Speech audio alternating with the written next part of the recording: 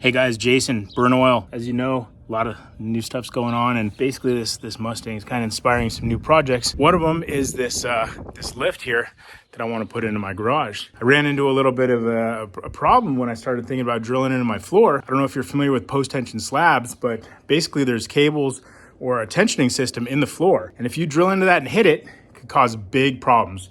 You could damage your foundation, you can get hurt, and no good. So I found this guy has a company. This is Chad, by the way. What's going on, guys? Plumbing Specialties. Yes, sir. He's out here in Arizona. He services the entire Phoenix area. And why don't you tell us what we're doing today? So what we're doing today is we're going to go ahead and scan for these post-tension cables. So I use this device right here, which basically scans the ground using ground-penetrating radar. And after I scan it, I mark out where the cables are at, so that way you can bolt this thing in and not have to worry about it. It doesn't cause any issues. You don't hit the cables.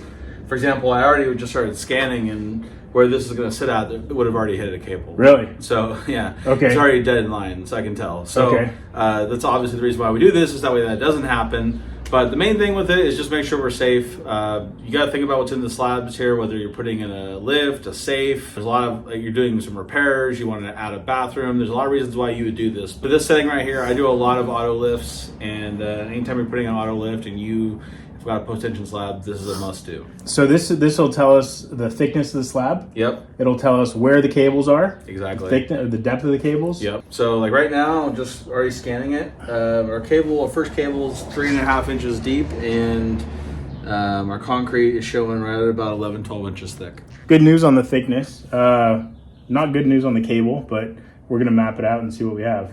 So what's nice about this too is if, say, you do have one that's directly in line, we can just kind of move it just a little bit, slide it around, not the cable, but the actual lift location. Right. And I can strategize it with you guys where you can basically straddle bolts over a cable. So I can tell you dead exact where these things are at, so that way you don't have to worry about it. So you do this all the time. Like, how many cables do you think a floor like this would have? Well, every situation is different. So for example, like you're going to have, so they go both directions across the slab. So they go all the way across this way and all the way across that way. So they're a grid, not like a crisscross? It's a grid. And is it tied into the footers? Yeah. So basically they tie it on the footers with these big panels, essentially, that are buried in it. Okay. And the cables run through, and they're tightened up at 33,000 pounds of force. You don't want to hit those. You definitely don't want to hit that. So if that thing goes off, it can either A, pop up and kill you. It can shoot out the end of the slab. It sounds like a gunshot going off when these things get hit. Generally is $3,000 to $10,000 to repair one cable. That'll ruin your house and your day. Oh yeah. All right, well, let's check it out. Cool. We already mapped out one. As you can see, he laid down a blue grid, exactly where the cables are. Anywhere outside that blue line is totally safe for me to drill. We're working on the other side right now. If I had drilled where I had them originally placed, I would have directly hit those cables. So this is definitely worth considering if you're going to install one of these. So we're just going to double check my work quick. Make sure that I'm dead centered and it's going to be good.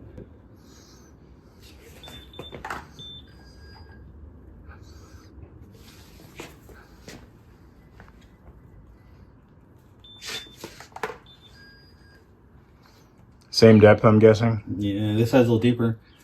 So over here... Deeper cables or thicker slab? Same slab, little deeper cables. Cable's like almost 5 inches right here. Okay. Same thing here.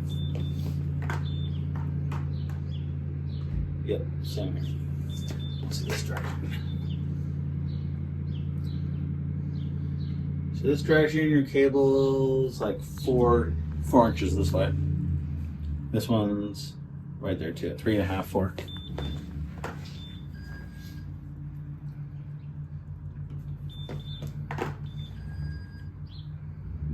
I see these things all the time as shallow as 2 inches.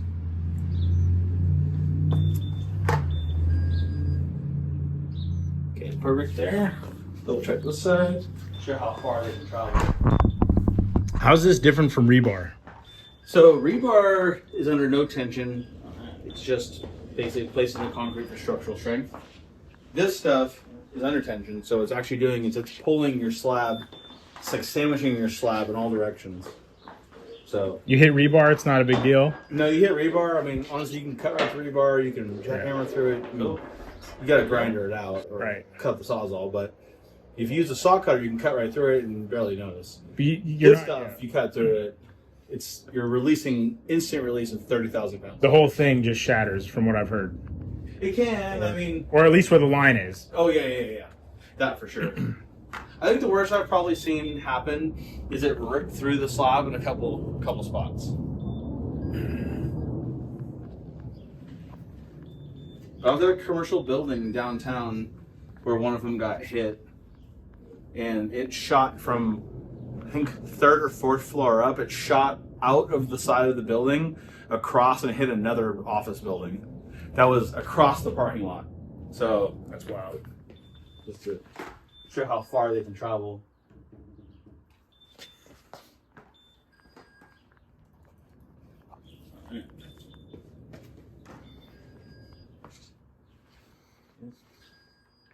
So there you have it, guys. Pretty awesome. Definitely the way to go. Chad here was absolutely amazing. Highly recommend working with these guys. I will put a link to his business in the bottom if you guys have any questions. And Chad, thank you so much. I really appreciate the work. Guys. Yeah. Appreciate it. And again, I'll include a phone number. See you guys.